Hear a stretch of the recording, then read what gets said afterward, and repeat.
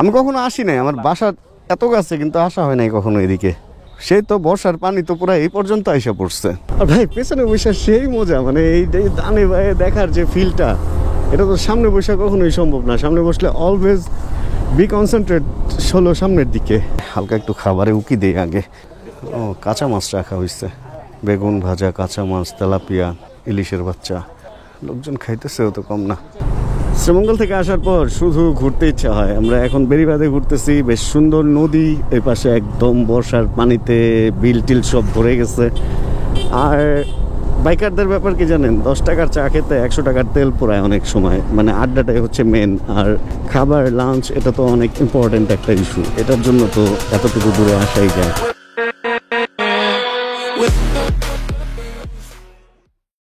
দুপুর 2:30 থেকে 4টা, এই টাইমটা আমাদের বিল্ডিংয়ের লিফট কমিউনিটি থেকে আমরাই নিয়ম করছি বন্ধ রাখার, কারণ লিফটের একটা রেস্টের দরকার আছে, আর ইলেকট্রিসিটি বিলও উঠে। আর এই টাইমে কেউ উঠে নামে না, হুদাই লিফটটা চালু থাকে।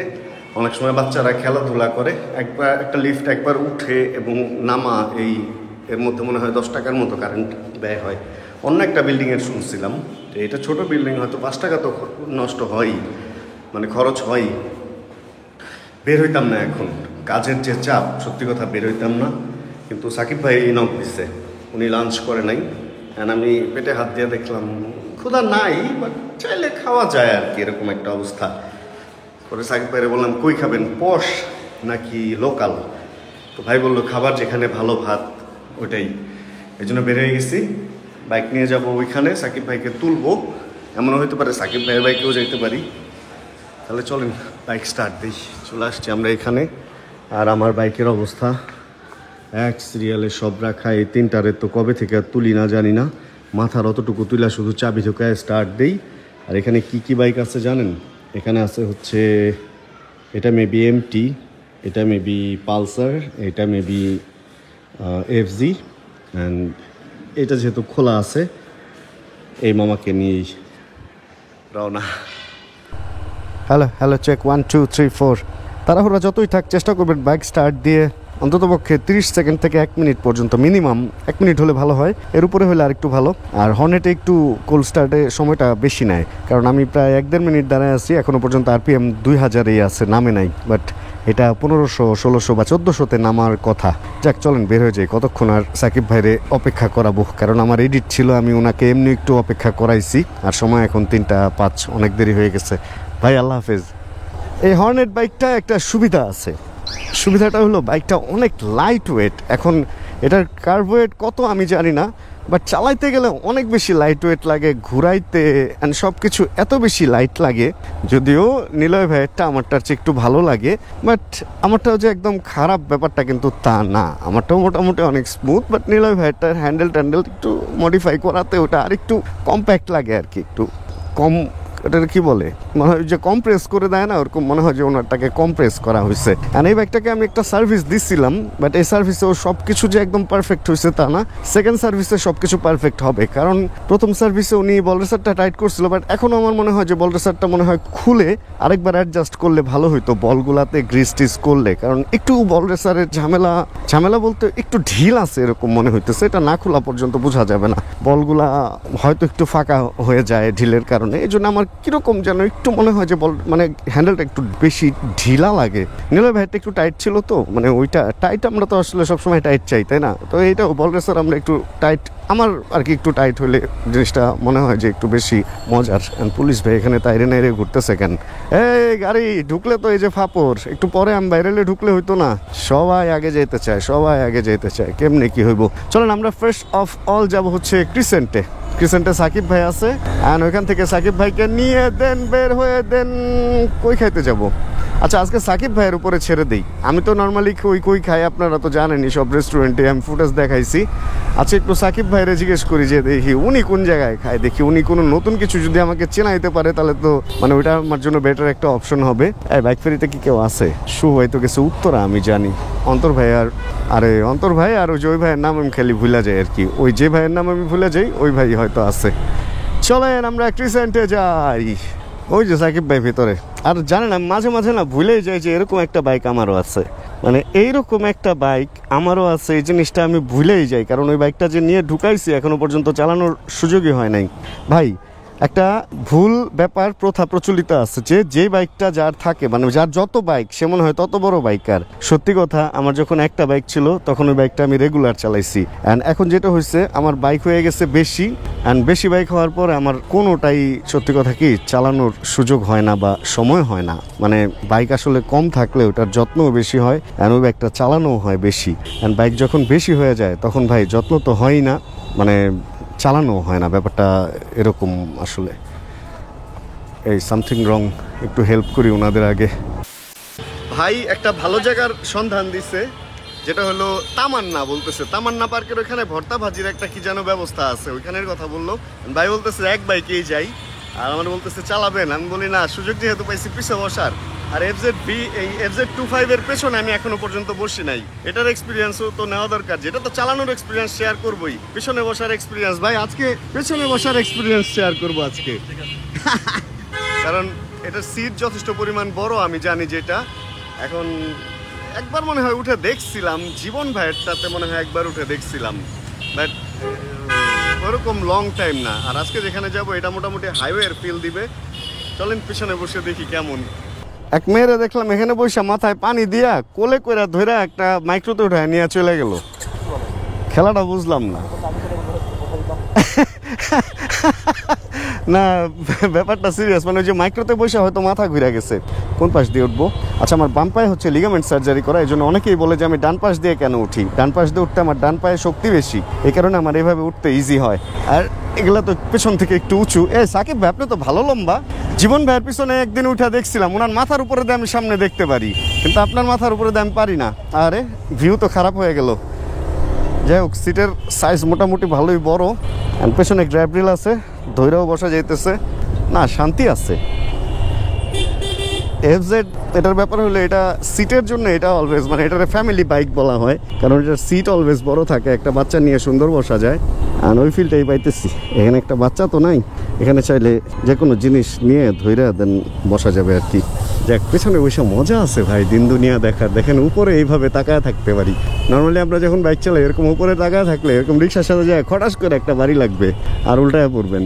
আর পেছনে বসে ও ওয়াও, কোন বারান্দায় কে আছে সব কিছুই তো দেখা যায়। নাইস, মজা আছে ব্যাপারটার মধ্যে। আচ্ছা চলেন আমরা বেরিবাদ যাই। শ্রীমঙ্গল থেকে আসার পর শুধু ঘুরতে ইচ্ছা হয়। আমরা এখন বেরিবাদে ঘুরতেছি, বেশ সুন্দর নদী, এই পাশে একদম বর্ষার পানিতে বিল টিল সব ভরে গেছে। আর বাইকারদের ব্যাপার কি জানেন, 10 টাকার চা খেতে 100 টাকার তেল পোড়ায় অনেক সময়। মানে আড্ডাটাই হচ্ছে মেন, আর খাবার লাঞ্চ এটা তো অনেক ইম্পর্টেন্ট একটা ইস্যু। এটার জন্য তো এতটুকু দূরে আসাই যায়। এটা কিন্তু একটা ভালো বুদ্ধি। আমরা যদি লাঞ্চ বা ডিনারে প্রত্যেক দিন কোনো নতুন নতুন জায়গা ট্রাই করি, তাহলে নতুন নতুন অনেক অনেক অনেক অনেক ভিডিও কিন্তু আমাদের আসবে আরও। যাই হোক, আমরা অলরেডি কাছাকাছি চলে আসছি। আর এখানে পুলিশের টহলও আছে, শাহালি থানার পুলিশ। অ্যান্ড এখানে এটা হচ্ছে বোটানিক্যাল গার্ডেন, এখানে গেটও আছে, চাইলে এদিক দিয়েও ঢোকা যায়। এই ভেতর দিয়ে বোটানিক্যাল দিয়ে কিন্তু এদিক দিয়ে ওইখানে যাওয়াটা অনেক ইজি, তাই না? রিক্সায় গেলে অনেক ঘুরতে হবে, আর এখানে যদি টিকিট খরচ কম হয় ভেতরে দিয়ে হাইটেই চলে যাবে। একটু ওয়াকও করা হইলো। আমি ভিডিও করতেছি, এত হর্ন দেওয়ার কি আছে? আমি কি বাইক চালাইতেছি নাকি? হর্ন যে দিতেছেই। আর অলরেডি আমরা তামান্না পার্ক চলে আসছি। এদিকে কোন জায়গায় যেন ভাত ভর্তা চাইনিজ হোটেল এরকম কিছু একটা আছে, কিন্তু কোনটা আমি আসলে চিনি না। এখানে নিচে একটা নগর বাংলা খাবার এরকম কিছু, এটাই সম্ভবত। এটাই ভাই নগর বাংলা খাবার। অনেক বাইক তো, আপনার যেটা ভালো লাগে ভাই নামবো। আচ্ছা ভাই বলতেছে এখানে সবগুলাই মোটামুটি সেম টাইপের খাবার। এখানে প্রচণ্ড ভিড়, নারী পুরুষ নির্বিশেষে খেতে চলে এসেছে হেসে হেসে। একটা বাঁশের একটা গেটও করা আছে, বাট ধুলায় গেট টেট পুরা বরবাদ হয়ে গেছে। ভাই সেফটি মেনটেন করে একটা লক লাগাইতেছে। চলেন ভেতরে গিয়ে দেখি কি অবস্থা, ফুড কোয়ালিটি কেমন কি। কি খবর তোমার? আপনার এখানে পাহারা দেয়? বাহ।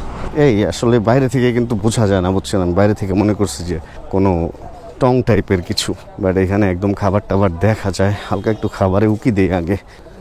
কাঁচা মাছ রাখা হয়েছে, বেগুন ভাজা, কাঁচা মাছ, তেলাপিয়া, ইলিশের বাচ্চা। লোকজন খাইতেছেও তো কম না। যেখানে আপনার ভালো লাগে ভাই। আমি কখনো আসি নাই, আমার বাসা এত কাছে কিন্তু আসা হয় নাই কখনো এদিকে। সেই তো বর্ষার পানি তো পুরো এই পর্যন্ত আইসা পড়ছে। পরিবেশ ফ্যাক্ট, কস্তুরি পানার গন্ধ আছে যদিও একটু। দেখছেন বর্ষার পানি একদম এদিকে এসে একটা গ্রাম গ্রাম ফিল দিচ্ছে।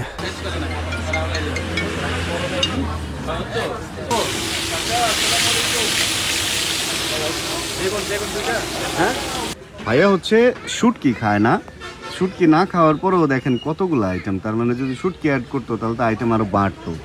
ভাত দিছে, ডাল দিছে, ভর্তা দিছে আর কি।